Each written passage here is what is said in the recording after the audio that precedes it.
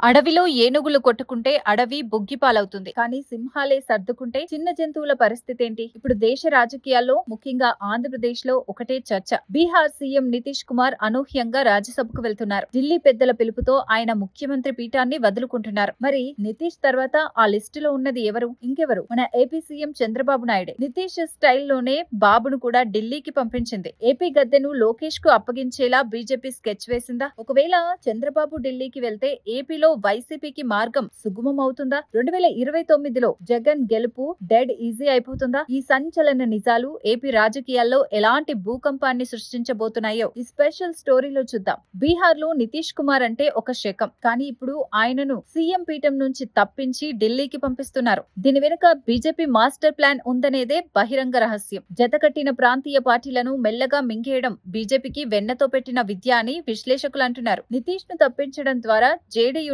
దాదాపు కబలించినట్టే. ఇప్పుడు అదే ఫార్ములాను ఏపీలో టీడీపీ మీద ప్రయోగిస్తున్నారా? చంద్రబాబును రాజ్యసభకు పంపి కేంద్ర మంత్రిగానో ఎన్డీఏ కన్వీనర్ గానో ప్రమోషన్ ఇచ్చి ఏపీ నుంచి దూరం చేయాలని చూస్తున్నారట. టీడీపీలో ఇప్పుడు మెజార్టీ నాయకులు కోరుకునేది ఒక్కటే, లోకేష్ కు పట్టాభిషేకం. ఇప్పుడు కాకపోతే ఇంకెప్పుడు అన్నది వారి వాదన. రాజకీయంగా పరిస్థితులన్నీ అనుకూలించినప్పుడే యువరాజుకు పీఠం అప్పగించడం మంచిదని బాబుకు సలహాలిస్తున్నారు. ప్రస్తుతం కూటమి ప్రభుత్వంలో లోకేషే అన్నీ తానే నడిపిస్తున్నారు. అధికారికంగా ఆ ముద్ర పడటం ఒక్కటే మిగిలి ఉంది. రాహుల్ గాంధీకి పీఎం పదవి ఇవ్వక కాంగ్రెస్, కేటీఆర్ కు సీఎం ఇవ్వక కేసీఆర్ చేసిన తప్పులను బాబు చేయకూడదని భావిస్తున్నారు. రాజు తలుచుకుంటే కొరడా దెబ్బలకు కొదవ, బీజేపీ తలుచుకుంటే ఎవరినైనా ఏమైనా చేస్తుంది. మరి చంద్రబాబు రాజీనామా చేస్తే పవన్ కళ్యాణ్ ఒప్పుకుంటారా? పవన్ కు సీఎం అయ్యే సీన్ లేనప్పుడు అటు బాబు ఉన్నా ఇటు లోకేష్ ఉన్నా ఆయనకు ఒకటే. చంద్రబాబు కింద డిప్యూటీ సీఎం గా ఉండటానికి జన సైనికులు గర్వపడుతున్నారు. కానీ లోకేష్ కింద పవన్ పనిచేయటాన్ని వారు జీర్ణించుకోగలరా? పవన్ మాత్రం నచ్చని వారు పార్టీ నుంచి వెళ్లిపోవచ్చు అని ఎప్పుడో తేల్చి చెప్పారు. కాబట్టి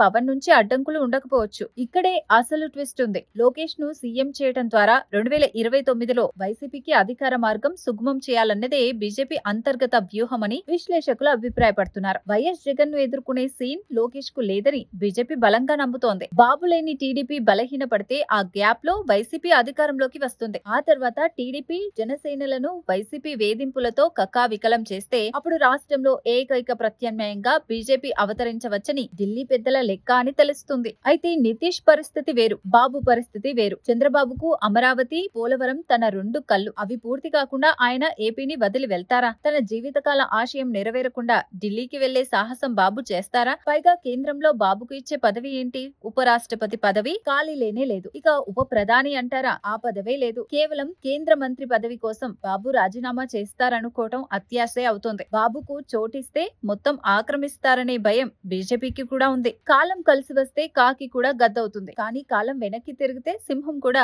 పంజరంలో చిక్కుకుంటుంది. చంద్రబాబు ఢిల్లీ పయనం నిజమైతే ఏపీ రాజకీయం మలుపు తిరిగినట్టే. లోకేష్ సీఎం అయితే వైఎస్ జగన్మోహన్ రెడ్డికి అడ్డే ఉండదు అన్నది కాదనలేని సత్యం. ఇప్పటికే కూటమి ప్రభుత్వంపై లేనిపోని ఆరోపణలు, హామీలు అమలు చేయలేదని విమర్శలు గట్టిగానే ఉన్నాయి. అందుకే జగన్ నుండి ఉంటే బాగుండేది అన్న ఫీలింగ్ లో రాష్ట్ర ప్రజలు ఉన్నారు. 2029లో బాబు ఎంత చాణక్యం ప్రదర్శించినా జగన్ వ్యూహాల ముందు జీరో కాక తప్పదు. అలాంటిది లోకేష్ ను ఢీకొట్టడం జగన్ కు డెడ్ ఈజీ. రాజకీయాల్లో ఏదైనా సాధ్యమే. అవసరాలు, పరిస్థితులను బట్టి సమీకరణాలు మారుతుంటాయి. నితీష్ కుమార్ రాజ్యసభ నిర్ణయం ఒక ఆరంభం మాత్రమే. అంతం ఎక్కడో చూడాలి. చంద్రబాబు ఢిల్లీకి వెళ్తారా? లోకేష్ సీఎం అవుతారా? వైసీపీ మళ్లీ అధికారంలోకి వస్తుందా? వీటన్నింటికీ సమాధానం దొరకాలంటే మరికొన్ని రోజులు ఆగాల్సిందే. మరిన్ని సెన్సేషనల్ పొలిటికల్ అప్డేట్స్ కోసం మా ఛానల్ ని సబ్స్క్రైబ్ చేసుకోండి.